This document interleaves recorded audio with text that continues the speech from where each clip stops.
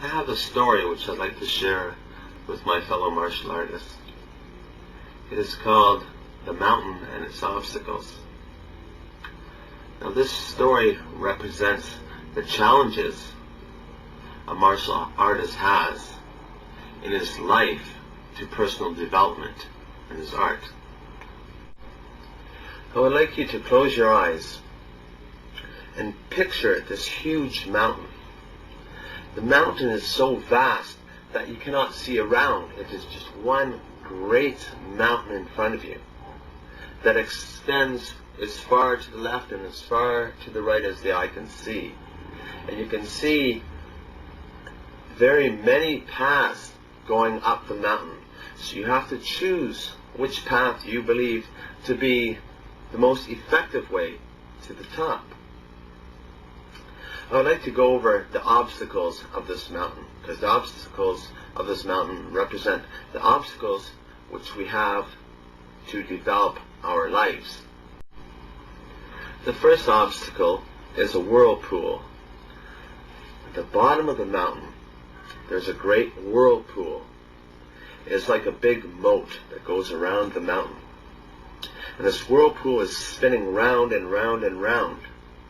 And the whirlpool represents the social pulls of our society, such as keeping up with the Joneses, buying a new car, buying a new stereo, not because of need, but to have one equal or better than your neighbor.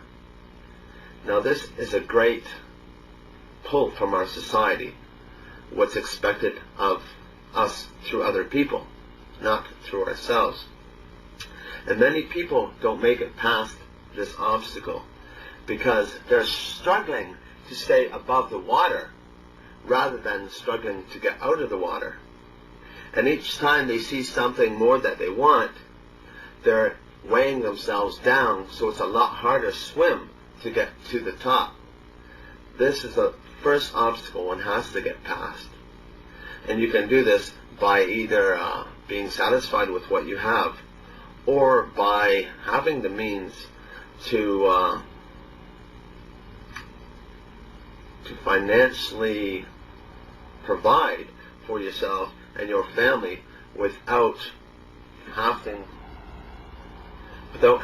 to sacrifice your soul.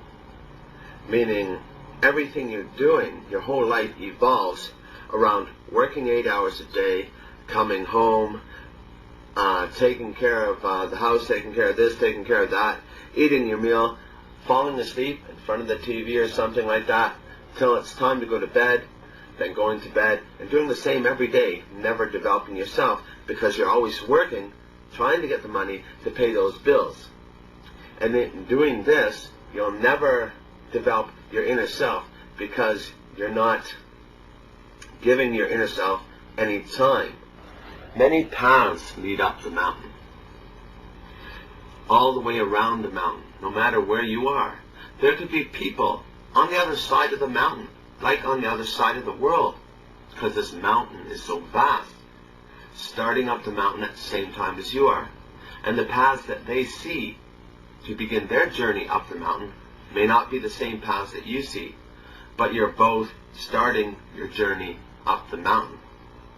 And you have to choose the proper path.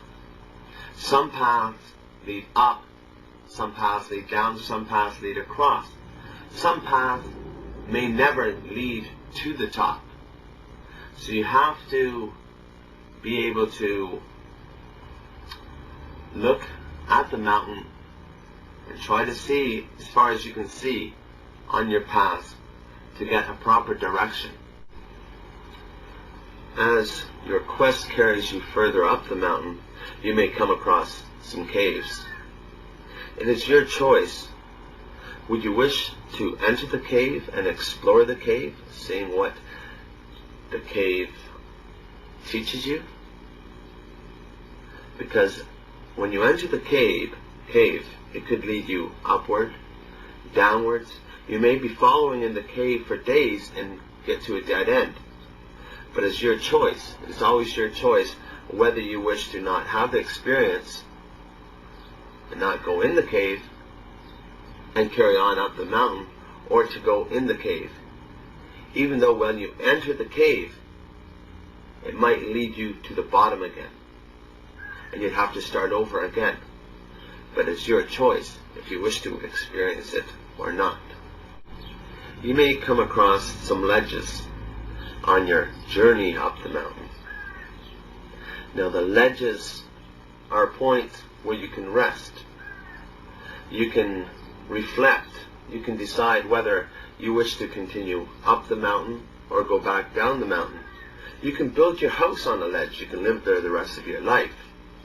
Many instructors in the martial arts, they start teaching while they're on the ledge. They get to a point so far and then they begin teaching. And some instructors don't wish to climb any higher, so when their students get to a level that's almost up to the ledge, they start misguiding them, sending them on other paths which do not lead up the mountain, but around the mountain. And some other instructors would start teaching while they're on the ledge. As their student starts to grow, they also continue their journey up the mountain as well. So they're also developing, as their students are developing, to always become a few steps higher than their students.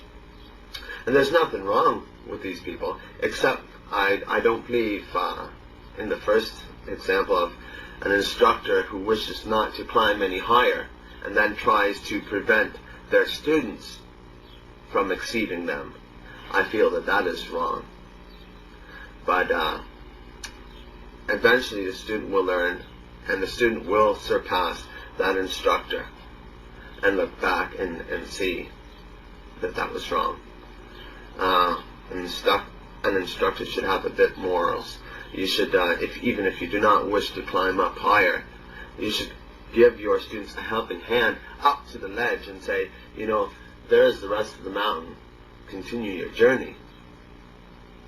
I am satisfied where I am. There's nothing wrong with anybody being satisfied where they are, as long as you can truly be satisfied. If somebody is satisfied halfway up the mountain and is perfectly content at where they are, then let them be there.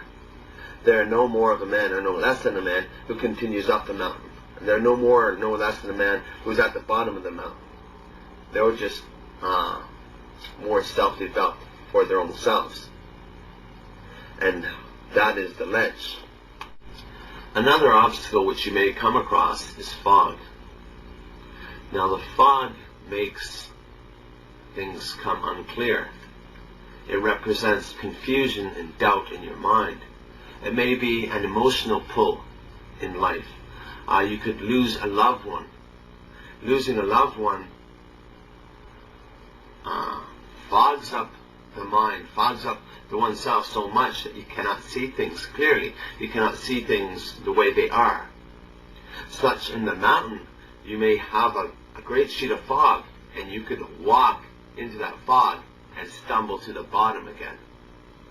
That's what the fog represents on your journey to the top.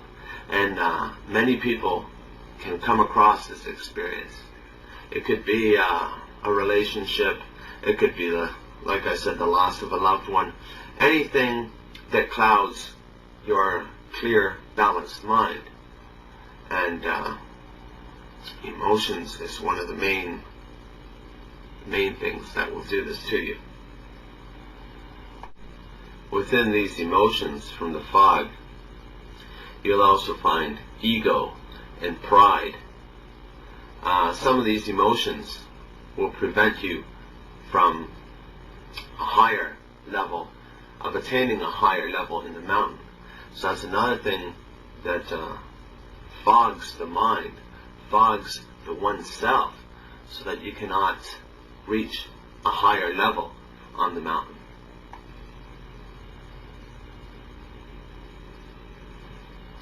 As you get higher up the mountain, you may come to the clouds. The clouds prevent you from seeing the top. They also represent what is pure. What is pure meaning truth, justice, honor, humbleness. qualities such as those, and if you haven't reached those qualities, you can't get through the clouds, because it is another obstacles which prevent the people who aren't ready to reach the top from attaining that level. There are no easy ways to reach the top, only hard and harder. It depends on the individual's maturity and the individual's development of oneself. Since the mountain is so vast in size, you may not see anyone else starting the journey up the mountain when you're starting the journey. But there are thousands of people starting the journey each day. As you get higher and higher, the circumference of the mountain gets smaller and smaller, which starts bringing you closer and closer together with the other people who have reached to a higher point. As you come closer, you may see a few people on the mountain with you, but you're still so far apart you cannot converse. As you reach higher and higher, your paths become closer and they become more similar than the other paths. At the beginning, you may have been doing a completely different lesson. It would be like learning in a completely different world than the other person who you meet near the top. They will say, I started doing this and this and this, telling you the obstacles that they had to get over on their first quest to reach the top of the mountain. And your obstacles may have been completely different. But eventually you will all come crossing the same obstacles at different times. And as you get closer to the top and begin to converse with each other, then you can see and experience the different experiences that allowed you to gain that greater knowledge. On your path, you should begin by charting your course. This is like writing down the lessons which allowed you to experience. As you're writing down the lessons, they can serve in a few purposes. One, if you reach a cliff or come to a dead end or stumble on the fog, you're charting that down so that if you do have to start over again, you'll already have a path to go by.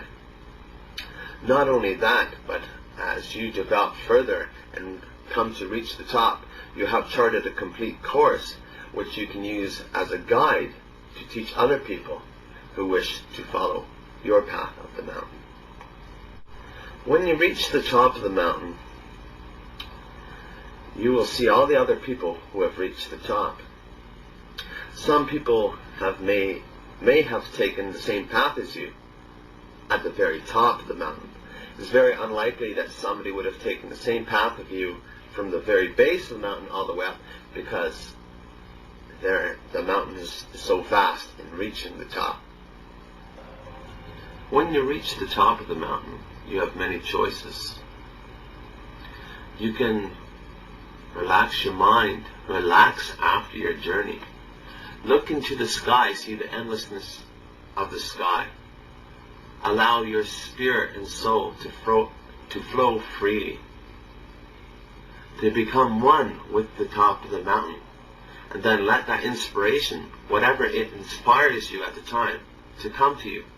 And if nothing comes, enjoy it while you can, because it's not too often that you will maintain a perfect emptiness without any inspiration.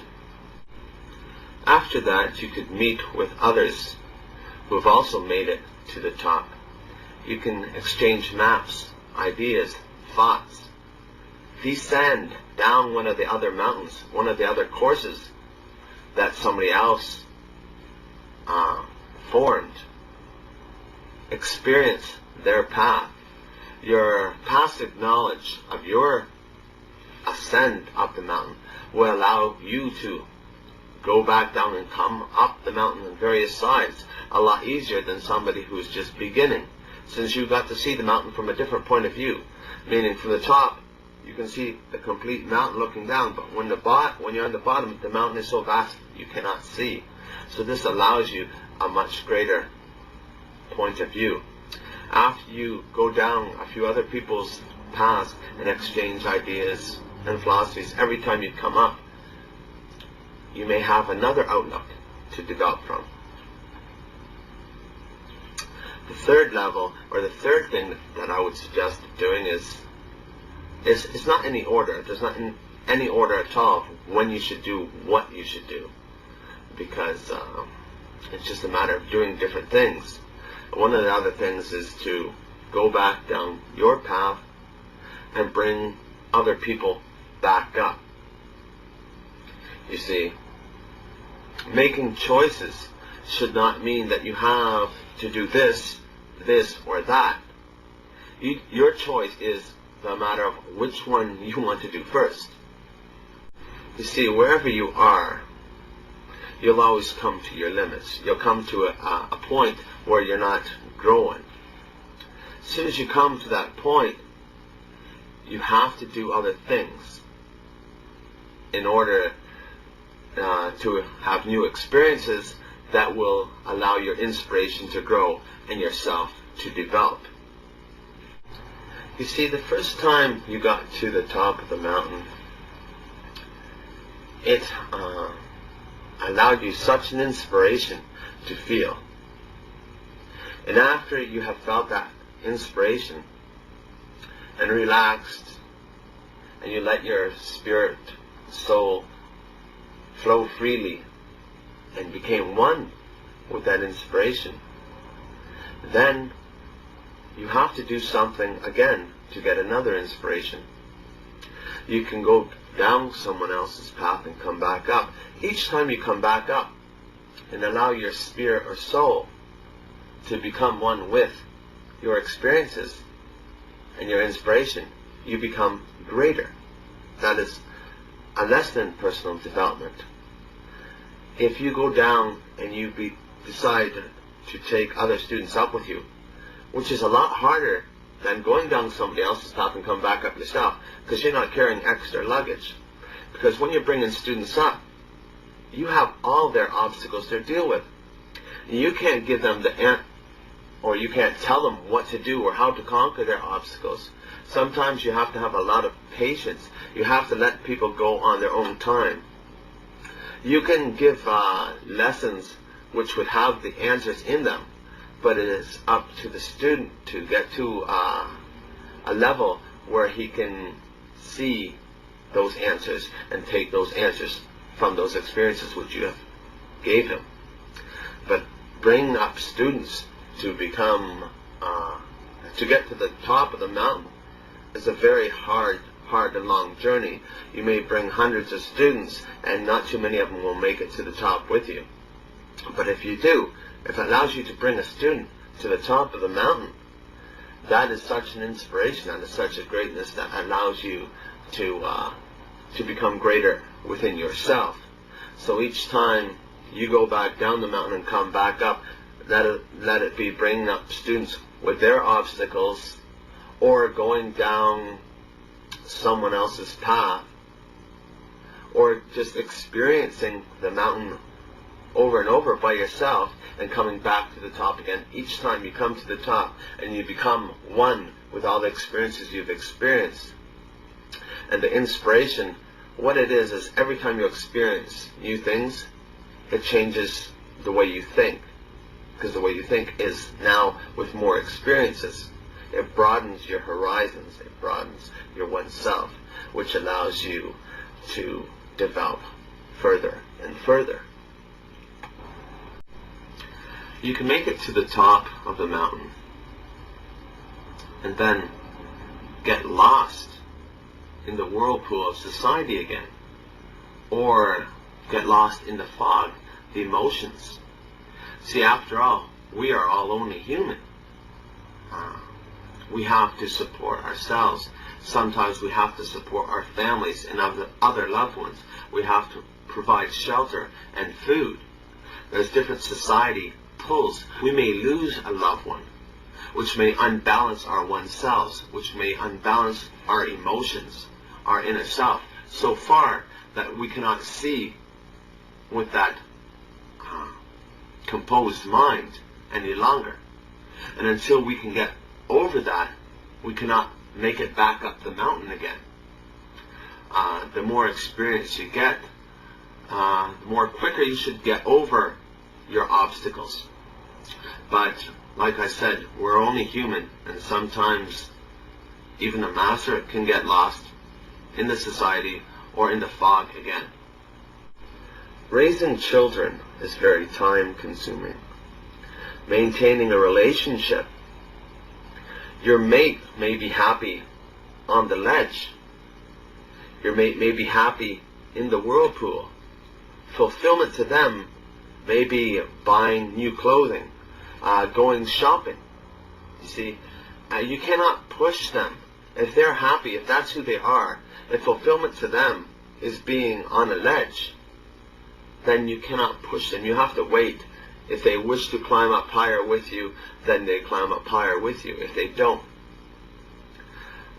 if you try to push them, it may separate you even further. So there's many obstacles that you come across in life. You can only truly guide one who wants to climb up the mountain. They have to have a true desire, a true quest to climb the mountain, or else you cannot guide them. You cannot pull them. You cannot drag them up. And if you're guiding them and they come to their inner obstacles, things that prevent them, they may have a new relationship, or they may lose a loved one, or it could be something else. But when this happens to them, you cannot just say, come on. You can't get angry with them because they're slowing down. They're not following the course that you're trying to set for them. You have to have patience and let them get over their inner obstacles. You cannot give them the answers, but you can give them the choices to which the answers are in. And hopefully the past lessons that you teach them will help them make the right decisions.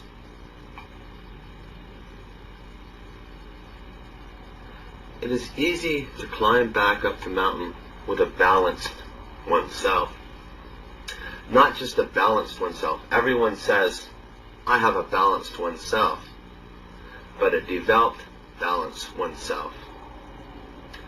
And if you do not have a developed balanced oneself, it becomes much harder to climb back up the mountain.